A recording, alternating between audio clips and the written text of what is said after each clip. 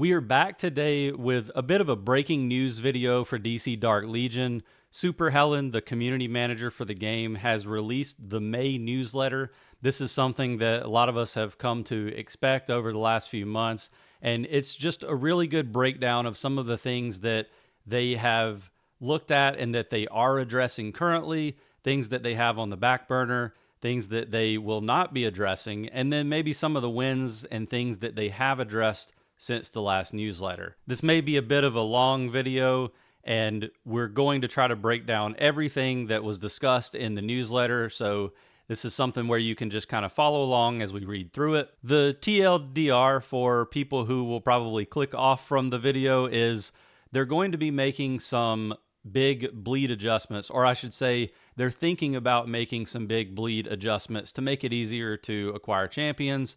They're going to be making some difficulty changes to Darkest Timeline difficulties 6 and 7. They're going to be making several significant additional changes to Umbral Rift. We're potentially going to be getting champion resets at levels higher than level 300. I think that's going to be great for players who are a little bit more in-game right now. And there's a little bit more of a teaser on the Legendary to Mythic upgrade, the Wonder Woman upgrade, let's be real. So if you're ready to go through this, grab a coffee, grab a Mountain Dew Baja Blast, and let's take a look at some of these changes. Jumping straight in with potential changes to the bleed, it looks like there were a few pieces of feedback that have been recurring from the community, and actually some of these things we've been talking about since the legacy version of the game, I guess the landscape version, but people have been talking about having difficulty hitting pity for the first time just to obtain the champion at 0 stars. I assume this means that they're looking at adjusting just the first 200 draw pity timer for the first pull, but not subsequent draws of the champion. So they're going to make it easy for you just to get the relatively useless 0 star version of the champion, and then you'll have the normal 200 draw pity timer for the remaining pulls. At least that's my assumption. The next thing is that we as a community feel like it's too all or nothing to collect shards of a particular champion. So it seems like they're going to be trying to figure out ways to make it a little bit easier to acquire the champions. And then finally, it just feels less exciting when you pull a mythic legacy piece rather than an actual champion that you can use. And I can definitely agree with that sentiment. I'm curious what this means for acquisition of mythic legacy pieces if they're going to be kind of separating out the pity timers on that sort of thing. So we'll see what happens there. From what Helen says, a plan is being developed, but you have to remember that these things are subject to change. We've definitely seen some comments about how the bleed's going to work in the future, and then some changes to that. At one point we had the bleed calendar completely taken down, and we thought that we were going to get a different one. So stay tuned. The second that there's news on this issue, I'll cover it here on this channel. And this is probably a good time to remind you to subscribe to the channel if you'd like to get updates on major changes to the game like this one. Here are some things the developers are working on currently that have a high likelihood of implementation in the near future. The first and probably the most important is Darkest Timeline difficulties 6 and 7 are being adjusted. This is a huge win for the community. There were instances where players couldn't even deal damage to the final boss in difficulty 7, even with a team of yellow and red star champions. So I'm really happy to see that they're doing this, because frankly, I could probably do difficulty 5 in my sleep. Difficulty 6 isn't too difficult to do, but difficulty 7 is virtually impossible. And the only way that anyone is able to defeat that is if they get really good luck on retrocognition. So this is going to be huge for the community so that we can actually finally get that frame that everybody likes to equip. The next change is another one that I think is going to be great for older players of the game, or even whales probably, but Supreme Commander points are getting rebalanced. This is going to be a major change for late game players, since some of the days were kind of becoming hard to complete, in particular the use of champion shards. If you have all of your legendaries at full red stars and you have a lot of those 10 shard mythics fairly well upgraded, it's going to be a lot more difficult to get to a break point where you can actually upgrade the champion. So if you're going to need 40 or even 80 shards of a champion in order to upgrade them, that means for a 10 shard mythic, you got to draw them 4 or 8 times in order to get there. As you can see, you get a decent amount of points once you can actually do that upgrade, but it's going to take you a little bit longer to actually get there. So this is going to be a very positive change. And I'm curious if there's going to be more than just that one method of acquisition. It sounds like maybe they're going to completely rebalance how you acquire Supreme Commander points over the course of the week. So be on the lookout for that one. Next, they're going to be, it looks like, changing or increasing the level cap above level 580. So that's probably going to make a lot of whales and longtime players happy. At least it's going to give us something to do. And there will be a method to reset after level 300. I assume this is going to cost us something. You would think maybe they would use this as a way to allow us to spend our cash hoards. But very excited to hear that we'll be able to reset our champion levels after level 300. A few additional items to mention. Looks like they're going to allow us to change league names pretty soon. They are trying to optimize the collection of fortune boxes in league chat so that they don't get buried by other messages. I think that's a positive change. They're going to increase Umbral Rift rewards for both personal and league acquisition of reward acquisition. And Helen specifically calls out quantum components here. A lot of us have been wondering how they would address the crazy high amounts needed for taking Apokolips past level 50. So I think this is, again, another positive and welcome change. And then it looks like they're adding more of the missing mythic champions to the champion selector card pool. I know Raven, Harley, Batman, maybe a couple of others have been traditionally missing from that card pool. So I'm curious who gets to go there. And with the tease of Arsenal coming to the game, I wonder whether some of these new 10 shard mythics that will potentially be coming to the game over the summer will end up getting thrown into that champion selector card pool as they go, or if it's going to take a while for those newer champions to become available there. And next we have some items that were mentioned last month, but that have not been implemented. These are still on the list though, so we can expect them to happen. It's just they probably won't be happening as soon as we would like. Maybe we're still going to be waiting for these by the time the next monthly newsletter comes around. The first one is improved Umbral Rift sorting. So this was a significant failure, I think, one of the few failures from the last patch. And it's good to hear that they're trying to make additional adjustments here. Ultimately, we just need a filter feature at the top of the screen to filter between ending soonest and new. So we'll see how that goes. We'll see how long it takes for them to make the additional adjustments there. Server mergers. This is a big contested issue, especially for some of the more old servers, your 200 to 205, those legacy soft launch servers. Still looks like it's going to be a long time before this happens. I think this is unfortunate news for soft launch players because some of the servers are literally under the 500 player count. But it does sound like they are making progress on the coding to get this done. So maybe something that we will have to look forward to over the summer. Probably going to be too late for a lot of players who are just tired of not having anyone to compete with. But maybe we can get some of those players to come back once the server mergers happen. We are going to be getting some legacy piece lore, that they've been trying to add a little bit more lore to the game. We've got, if you go to the champion screen, you can see some of the lore for those specific characters or champions as you upgrade their star levels. Looks like we're going to get some of that same information for the legacy pieces, which is a nice change for people who enjoy some light reading between battles. We're also going to be getting a story mode replay in the game, kind of a theater mode where you'll be able to relive some of the battles from story mode, which is kind of neat. I don't think they're going to allow us to replay them or get any additional rewards, but you will be able to at least watch the story unfold. And finally, they're looking at addressing the issue with opening 5 mother boxes as a daily task. It seems that this one is very low on the priority list, but for context, when you try to open green mother boxes, they open 100 at a time. So it makes it really hard to efficiently complete the the open 5 mother boxes daily task. And here are some items that are either still being considered or have been outright rejected. So these are most likely not going to get implemented,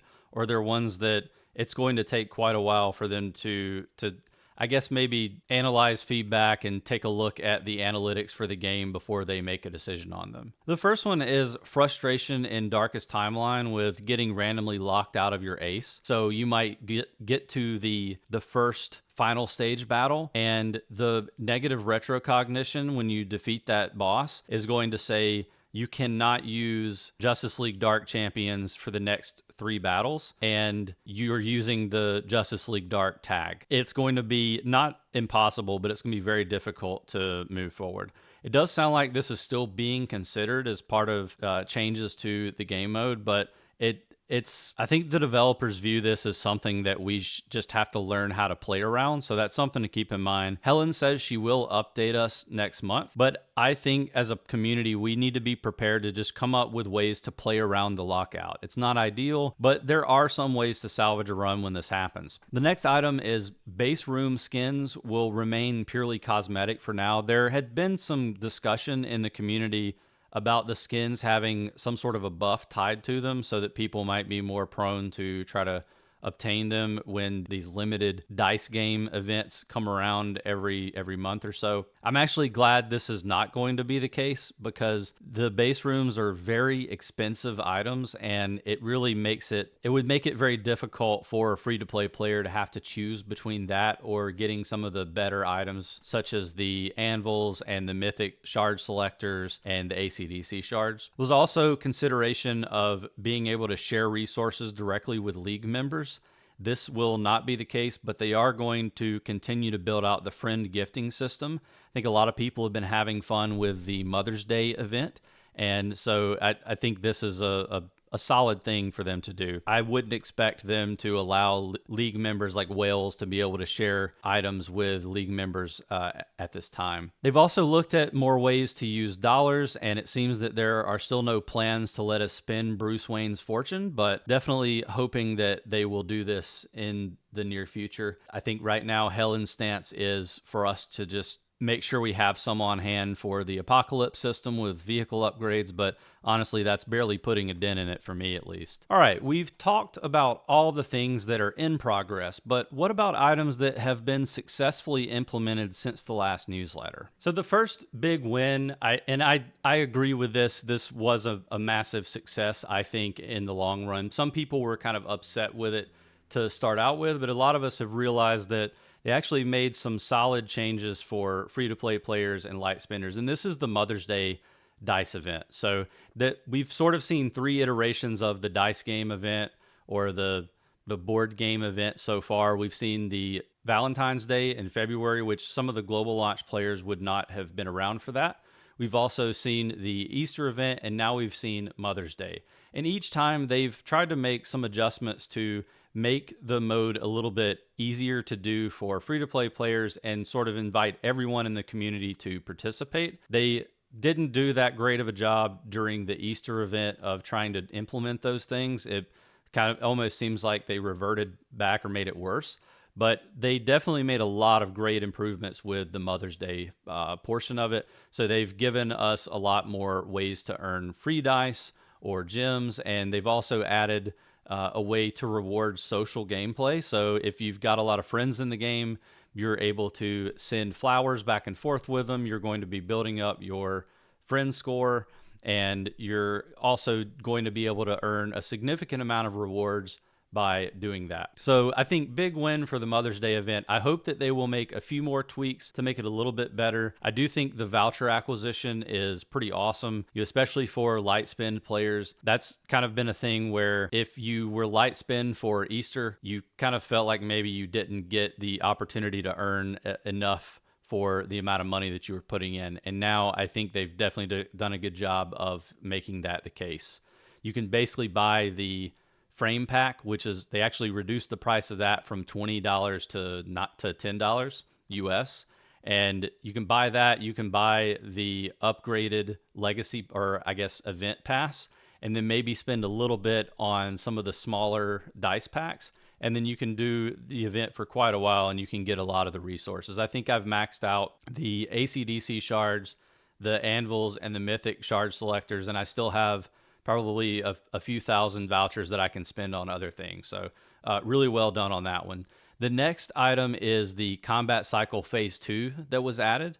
And it looks like they're going to add a new update where rewards for phase 2 will reset on a weekly basis. The one downside to the phase 2 update is the rewards are kind of a joke. It seems like they may be making some adjustments there, but I do think phase 2 for combat cycle is a really welcome change, and it just makes it feel more like we have a little bit longer of a runway as long-term players and some of the whales out there who have been sitting in combat cycle phase 1 for quite a while. So great change there. League train optimization. So they made quite a few changes to try to make the league train feel more inviting for the entire player base rather than just kicking out 75 people in your league every time.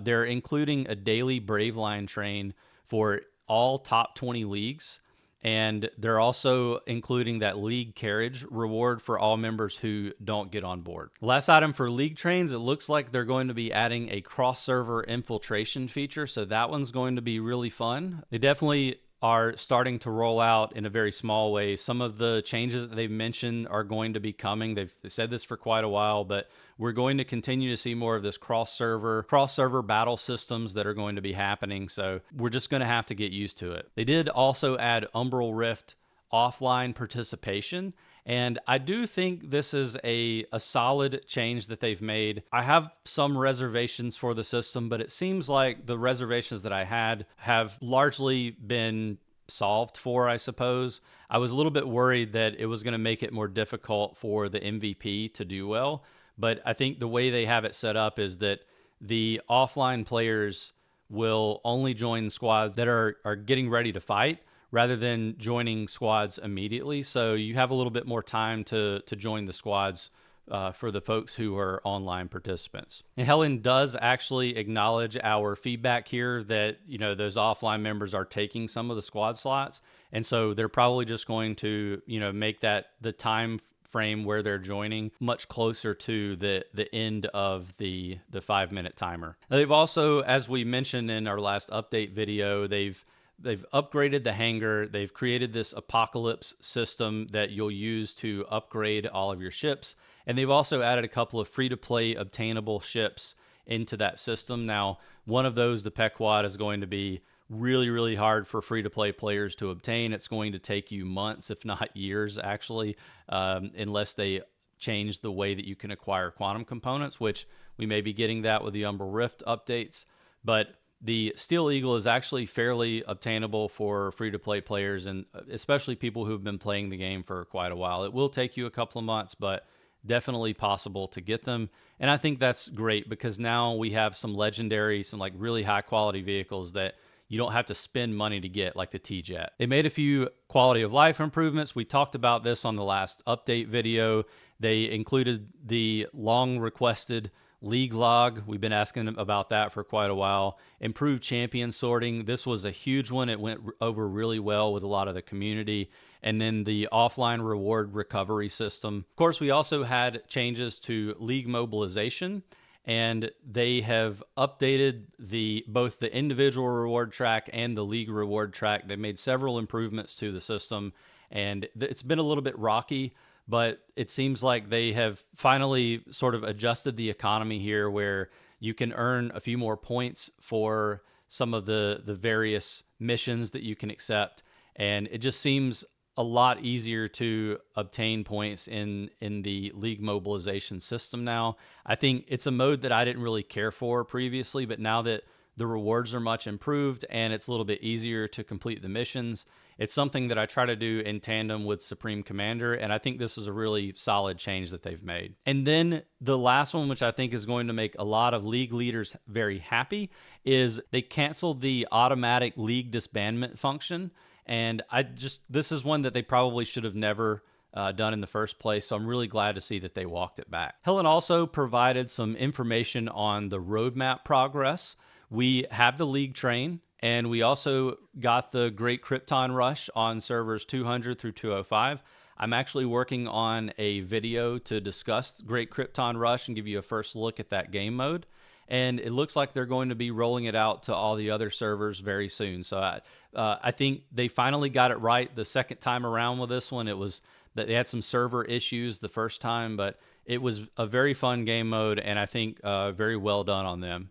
It does look like Gotham War is coming next month. Helen says delays are possible. I wouldn't get your hopes up that we're going to see it, but maybe we'll get Gotham War into the game before the end of June, and I'm really curious how that game mode is going to work. Big news for the main story quests or story mode for the game.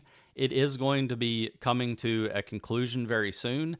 And it looks like our first major side story is going to happen. And this is going to be that legendary to mythic upgrade that Helen has been hinting at for quite a while. Based on some of the newer hints, I am 99.9% certain it's going to be Wonder Woman that we're going to get to upgrade. So I'm really looking forward to how this is going to work, whether she's going to have kit changes for the upgraded version, whether she's going to have a different look and feel.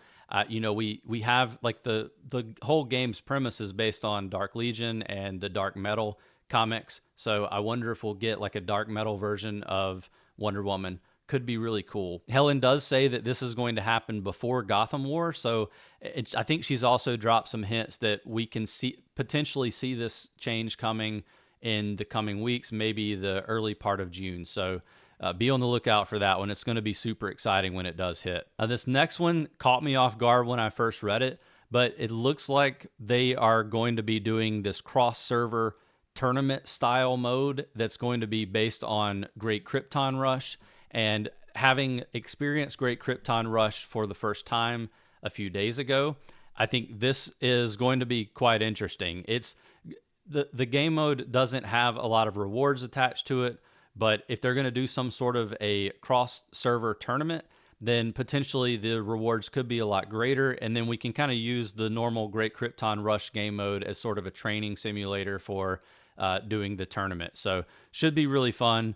The tournament will come after GKR is released to all servers, so probably going to be a little while before that one happens. And then Battle Royale. This is pretty big news for us as well. They have delayed it so that it can be reworked. This mode may potentially get replaced by another cross-server event. I'm curious why they delayed it. I think it probably has a lot to do with player feedback and just kind of fatigue with all the vehicle-based game modes that are coming out. Obviously, this game is a strategy game, so there's going to be a lot of vehicle-based combat and strategy style modes to the game.